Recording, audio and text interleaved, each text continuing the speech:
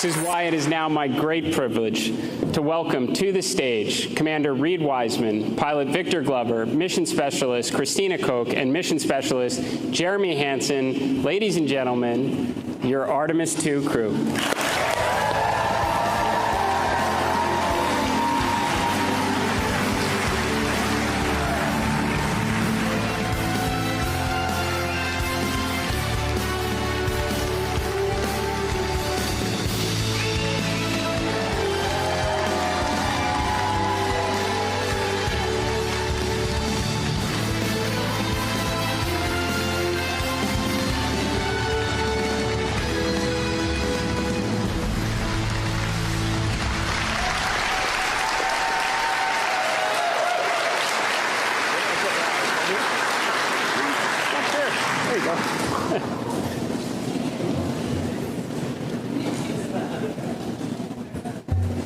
Space motion sickness on a ride. Well, Artemis II crew, this moment is the result of years of hard work, absolute immense expertise, and just being all around great human beings. Now, of course, many of us already knew that, especially your families that supported you throughout your impressive careers and on this 250,000-mile mission from Earth. But now the world knows what incredible people you are as you brought us all along with you on this epic journey of integrity.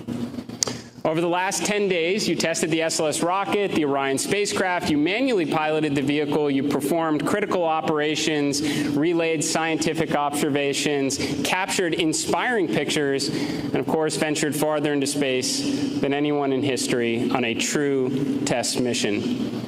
You were, of course, the first crew to fly on this rocket and spacecraft, and that comes with risk. You accepted that risk for what we collectively stood to gain, all that we have now learned from your mission, and for where we will inevitably go from here. But you're not alone. You took all of us along with you, the contributions from the pioneers of decades past, the love of your families here on Earth, and those that were watching over you from the stars. Artemis II is the opening act in America's return to the moon. As we stand here this evening, the mobile launcher is preparing to go back to the VAB. Artemis III will start being assembled, and the next crew will begin preparing to play their part. As we return to the lunar surface, we build the base, and we never give up the moon again.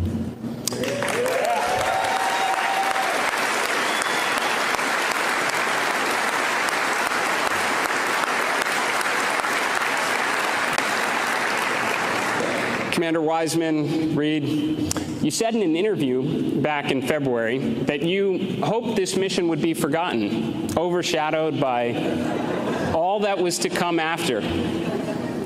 But I'm very sorry to disappoint you all. Artemis II will always be remembered. It was the moment we all saw the moon again, where childhood dreams became missions. You helped the world start believing again. And this is something no one's ever going to forget. So on behalf of NASA and the space-loving community from around the world, thank you for showing us your courage, your professionalism, your unity, and your humanity. Thank you for showing us the moon again. Thank you for showing us planet Earth again. And thank you for contributing to the greatest adventure in human history. Welcome home, Artemis II.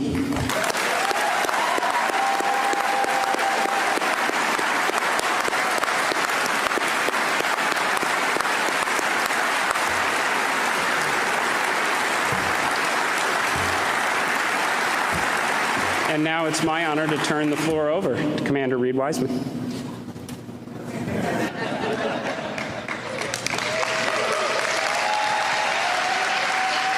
up? Yeah, let's sing. Let's sing real quick.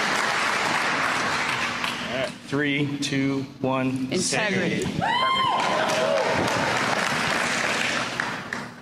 So we wear these Acta watches, and if you hit this button, the red light lights up, which tells you got a good battery. And I don't know why, but for the last 2 years when we wear these, hey Hopper, for the last 2 years when we wear these things, it just kind of brings us back into focus whenever we get a little distracted. So we did a lot of syncing when we were on this mission for no reason whatsoever. I have absolutely no idea what to say. This is 24 hours ago, the Earth was that big out the window and we were doing Mach 39, and here we are back at Ellington at home.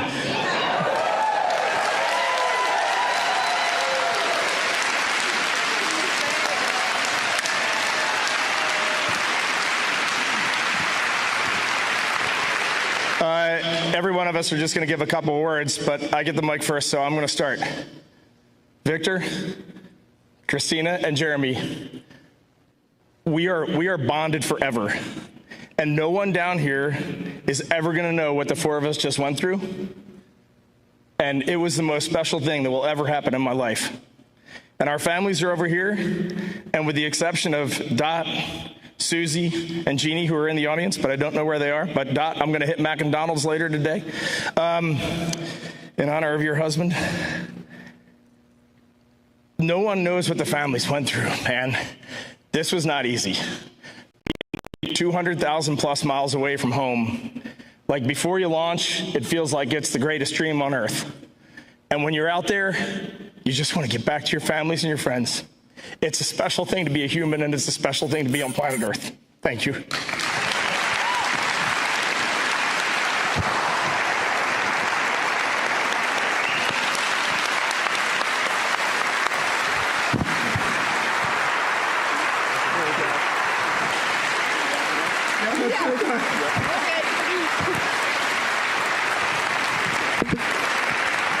Wait, now I got to make a joke. The only person who can follow that up is Victor Glover, so let's go. And now we're ready for questions. I'm going to keep it brief because I'm afraid to start talking. I have not processed what we just did, and I'm afraid to start even trying. When this started on April 3rd, I wanted to thank God in public, and I want to thank God again, because even bigger than my challenge trying to describe what we went through, the gratitude of seeing what we saw, doing what we did, and being with who I was with, it's too big to just be in one body. And I wanted to thank our families for everything that he just said. So great words, great words, great words. I love you, but not just those 5 beautiful cocoa skin ladies right there. All of you. And I wanted to thank our leadership. And it's changed since we were here in April of 2023. But the qualities haven't.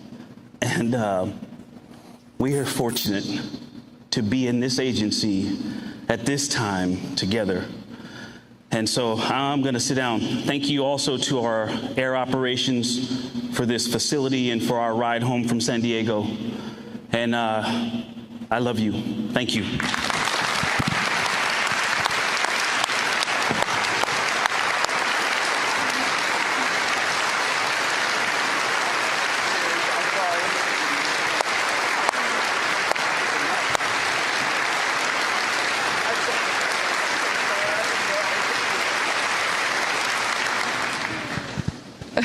Reed just said it was a setup for us who had to follow him. That's true. I couldn't sleep this morning, so I did write some words down in my mind, and I'm going to try and share them with you today. 10 days ago, this journey started with our mission manager, Sean Duvall, knocking on my door in crew quarters and whispering, "Christina, we're go for launch. Get up." And it ended last night when my nurse on the ship put me to bed and said, "Ma'am, can I get a hug?" So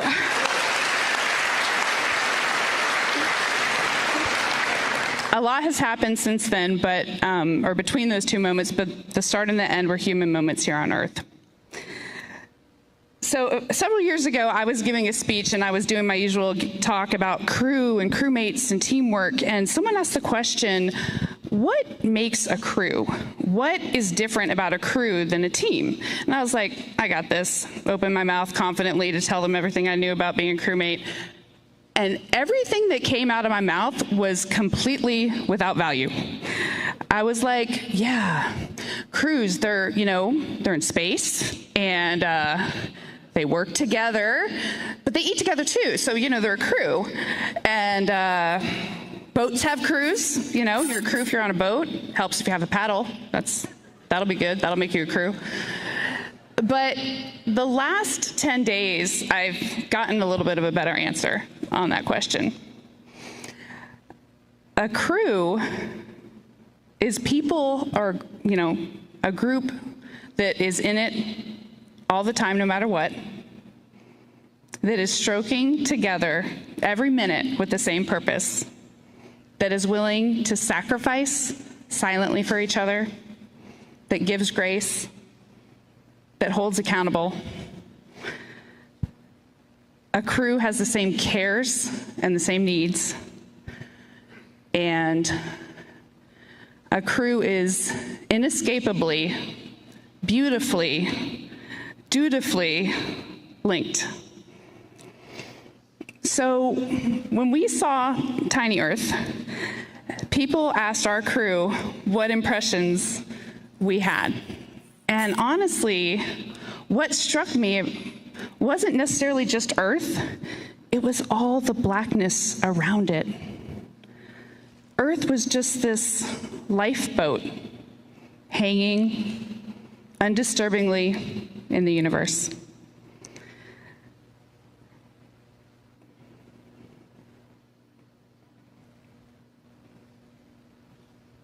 Uh-oh. So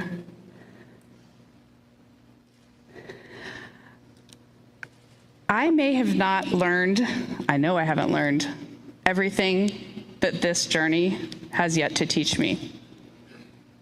But there's one new thing I know, and that is planet Earth, you are a crew.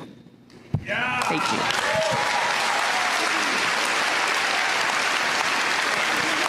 You guys gotta cut it out, man. Good boy.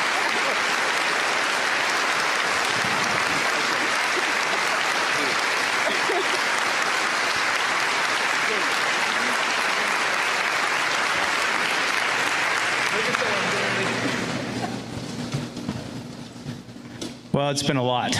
This isn't helping. But this is the furthest I've been away from Reed in a long time.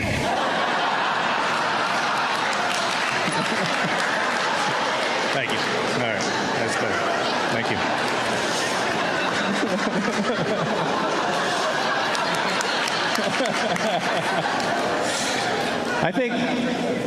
Thank you. I think what I'd like to share today is maybe 3 of the human experiences for us. And you haven't heard us talk a lot about the science, the things we've learned, and that's because they're there, and they're incredible. But it's the human experience that is extraordinary for us. And it sounds like maybe for you too. And so I think I'll start with gratitude. Gratitude for my family, gratitude for NASA, for its leadership, gratitude for Canadian Space Agency, gratitude pour les Canadiennes et les Canadiens, et j'ai hâte de pouvoir revenir avec Reed, Christina, Victor, au Canada. Gratitude for the bravery and the courage for the teams to be no-go when we were no-go and go when we were go. That took a lot. And I don't think people will really ever fully comprehend how well supported and trained we were. It is almost unbelievable.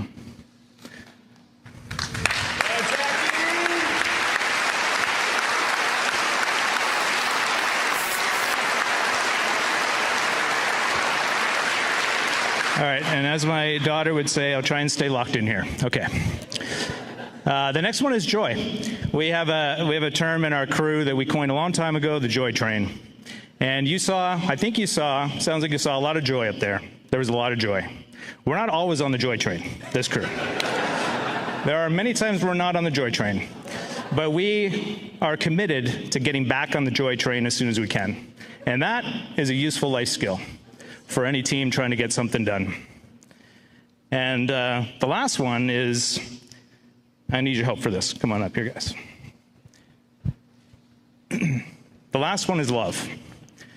What you saw was a group of people who loved contributing, having meaningful contribution, and extracting joy out of that.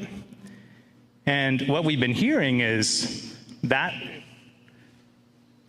was something special for you to witness. And the reason I had them form up here with me is because I would suggest to you that when you look up here, you're not looking at us. We are a mirror reflecting you. And if you like what you see, then just look a little deeper. This is you. Dude, come on.